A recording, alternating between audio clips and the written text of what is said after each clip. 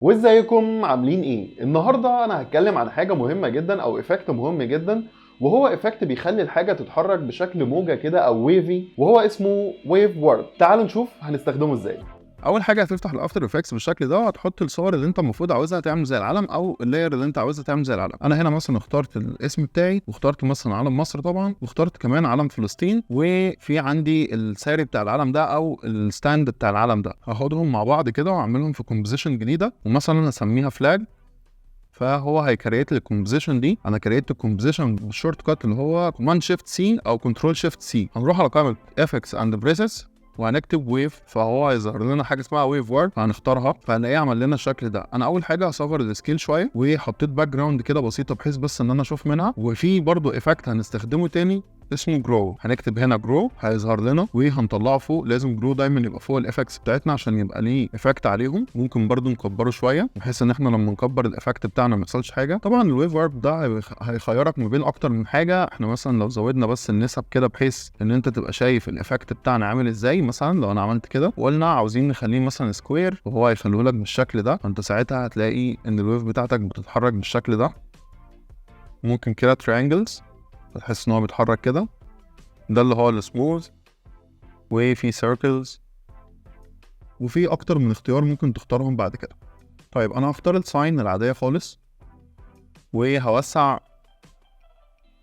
في العرض بتاع الويف بتاعتي، وهختار من هنا ليفت ايدج. هاجي بعد كده ممكن اقلل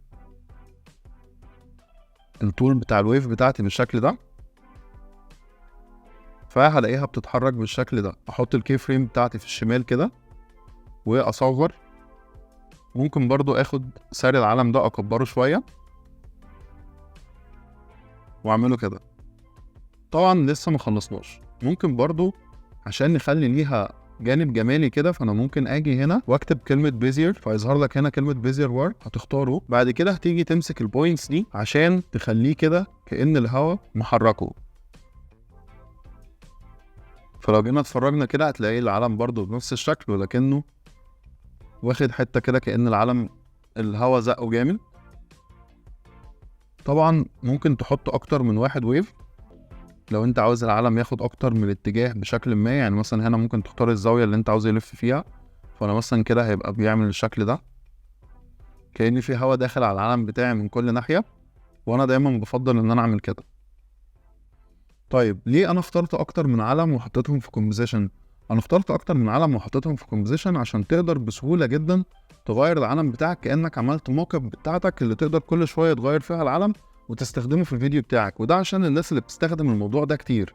يعني بص كده عندي بعد ما هو كيش بقى شكله عامل ازاي.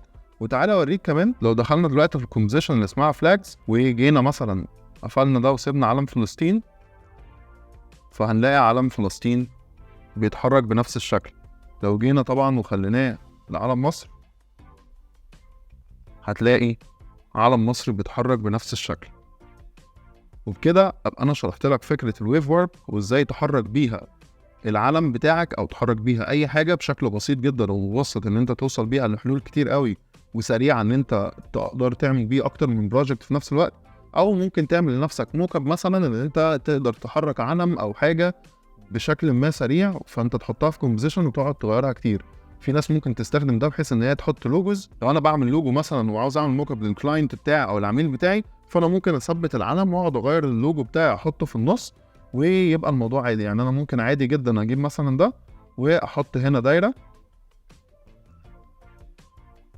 واطلع بره، هلاقيها موجوده وبتتحرك برده مع العلم بتاعي بكل سهوله. وبس كده، ويا رب اكون عرفت افيدكم في الفيديو ده. ما تنساش تعمل فولو ولايك وشير وسبسكرايب، وتابعني على كل منصات السوشيال ميديا بتاعتي، واستنوني في فيديوهات جايه.